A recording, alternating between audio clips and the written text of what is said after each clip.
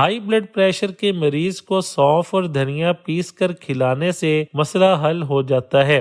روغن ناریل، روغن بادام دونوں ہم وزن اور ایک وٹامن ای کا کیپسول، ان تینوں کو مکس کر کے جلد پر لگانے سے اتنا فائدہ ہوتا ہے کہ تمام بیوٹی کریمز چھوٹ جاتی ہیں۔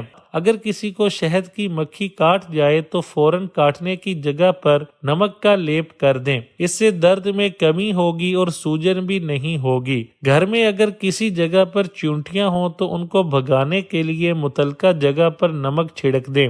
انڈے ابال کے وقت پانی میں ایک بڑا چمچ نمک شامل کر دیں تو انڈے چٹکنے سے محفوظ رہیں گے اور ابلنے کے بعد چھلکا بآسانی اتر جائے گا۔ پالک کو نمک ملے پانی سے دھوئیں، اس سے پالک مکمل طور پر صاف ہو جائے گی، کیونکہ نمک کے ساتھ ساتھ مٹی بھی آسانی سے پانی کے ساتھ بہہ جائے گی۔